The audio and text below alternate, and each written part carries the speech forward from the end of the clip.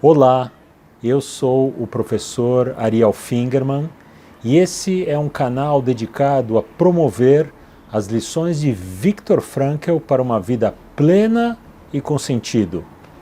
E no vídeo de hoje eu quero responder a uma questão enviada por Cizenando Andrade. Cizenando, um abraço, obrigado pela questão proposta, que é a seguinte: é válido doar a própria vida para se manter fiel ao sentido de uma vida? Ótima questão. Vamos primeiro colocar no contexto da visão do Viktor Frankl. Viktor Frankl coloca como a busca de um sentido na vida como sendo uma atitude fundamental de qualquer ser humano, das pessoas, e a importância de nós termos um sentido para a nossa vida. Então, dito isso, a questão é, quando nós temos um sentido para a vida, e ele é tão forte, tão arraigado em nós, existe alguma situação em que nós poderíamos até doar a própria vida em nome da defesa desse sentido de vida? Essa é uma ótima questão. Vamos começar pelo seguinte: algo que aparece bastante na biografia do Viktor Frankl, na vida dele, foi a atitude dele contra o suicídio. Isso aparece desde cedo, logo depois que ele se forma como médico, e aliás, ainda como estudante de medicina, ele se dedicou em Viena a amparar os vestibulandos, ou seja, os estudantes que estavam lá no ensino colegial, indo para a faculdade, se preparando para a faculdade. O Enem daquela época era algo com muita pressão e tinha uma alta taxa de suicídio entre a juventude de Viena. E o Viktor Frankl já começa a se destacar ali como estudante na prevenção do suicídio. E ele foi muito bom nisso, ele teve bastante sucesso. Já formado em medicina, o Viktor Frankl também atuou junto a pessoas suicidas, e sempre nessa atitude de fazer o possível, o máximo, para as pessoas abandonarem a ideia do suicídio. Pouco mais tarde, quando o Viktor Frankl foi internado nos campos de concentração nazistas, lá também ele procurava dissuadir os companheiros presos a também não optarem pelo suicídio. Inclusive, ele fez uma rede de informação, pequena rede de informação para ele, em que ele era avisado de pessoas que estavam se encaminhando para o suicídio. Ele ia procurar essas pessoas, e mesmo naquelas situações em que a gente pode pensar, bom, suicídio ali podia ser até um alívio, mas mesmo assim ele era totalmente contra o suicídio.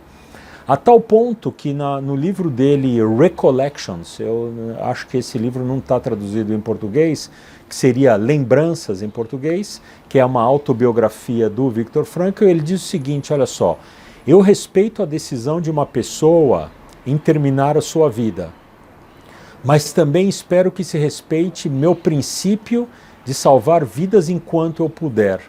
Então, por aí a gente vê então a resposta a essa questão do Cizenando. No caso, na visão do Viktor Frankl, seria não é válido doar a própria vida para se manter fiel ao sentido da sua vida. Agora vamos pensar o seguinte, um pouquinho fora então do Viktor Frankl. Vamos levar em conta a situação de guerra. Vamos pegar agora umas situações extremas. Guerra. Um soldado, ele que até aquele ponto, até o começo da guerra, o sentido da vida dele era qualquer outro. Ele explode uma guerra, ele é alistado. Vamos pensar que ele se alistou por livre vontade, e agora o sentido da vida dele é lutar.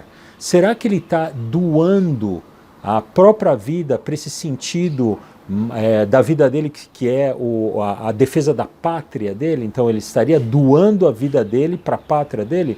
Também ali não, porque pelo menos no mundo ocidental, um soldado que participa de um exército, ele está arriscando a vida dele. mas ele não está realmente doando. Ele quer fazer a função dele no exército, mas o ideal dele é voltar para casa, são e salvo. Então ele não está doando a vida dele, ele está arriscando a vida dele. Muito bem. E eu quero trazer aqui mais uma situação extrema, que é uma situação que a gente conhece no mundo da religião, que o suicídio é chamado de martírio. É quando uma pessoa cujo sentido de vida é a sua religião, isso domina a consciência da pessoa, o sentido da vida dela muito forte é a religião, e ela vivencia uma situação em que ela está disposta a doar a sua vida em nome da religião. Isso a gente conhece muito, isso tem bastante relatos do passado, mas também tem do passado mais recente, às vezes na nossa época mesmo a gente conhece isso. Então isso, chamado martírio dentro da religião, como que é lidado com isso? Para a gente pensar aqui. E eu fui pesquisar a visão dos rabinos. E a visão dos rabinos aparece no Talmud da Babilônia, que é a obra-prima dos rabinos, é o que os rabinos estudam diariamente. Eu coloco aqui na tela aonde está isso do Talmud da Babilônia, se você quiser ver lá, pesquisar, continuar a sua pesquisa. Mas olha só o que está escrito no Talmud da Babilônia. Está escrito o seguinte: em que situações que o martírio é permitido? Ele é permitido em 3 situações. Quando uma força opressora externa te obriga a fazer uma dessas 3 coisas. Primeiro, te obriga a matar uma outra pessoa para você sobreviver. Então uma força opressora diz para você: olha, se você matar aquela pessoa, a gente te deixa continuar vivendo. Nesse caso, a pessoa deve optar pelo martírio, deve doar a sua vida. Uma outra situação, a segunda situação, se essa força opressora te obriga a praticar atos sexuais ofensivos, certo? Pratique um ato sexual com aquela pessoa que é uma situação ofensiva, forçada. Então, nessa situação, você pode dizer: não, eu prefiro ser martirizado ou martirizado, eu prefiro doar minha vida e não fazer isso. E numa outra situação, a terceira situação é quando essa força opressora te diz: abandone a sua fé e adore essa outra divindade. Então nessa situação, são 3 situações que uma pessoa sim pode doar a sua vida em nome do sentido de vida. Mas o Talmud ele vai ainda mais a fundo, ele diz o seguinte: isso acontece numa situação em que você está sozinho frente ao opressor. Ou seja, o opressor está te colocando nessa situação em que você tem essas 3 situações, mas se não são essas 3 situações e você está sozinho frente ao opressor, é só isso que você se martiriza. Outras situações você não precisa se martirizar. Mas o Talmud continua que tudo isso muda se esse opressor te coloca frente a um público, frente a outras pessoas. Então, frente a outras pessoas, numa situação em que essa força opressora está te colocando em xeque frente a outras pessoas, então nessa situação você tem a opção, você pode se martirizar, você deve até se martirizar, doar sua vida, mesmo por qualquer outra detalhe da sua fé. Então, por exemplo, se é uma coisa pequena na sua fé que você é proibido fazer, mas essa força opressora está te obrigando frente a outras pessoas, até por coisas bem menores do que essas 3 grandes coisas que a gente viu, você deve se martirizar. E o Talmud vai ainda mais à frente. E se ele diz o seguinte: tudo isso acontece numa situação em que é uma força opressora, digamos um sequestro, uma coisa pontual.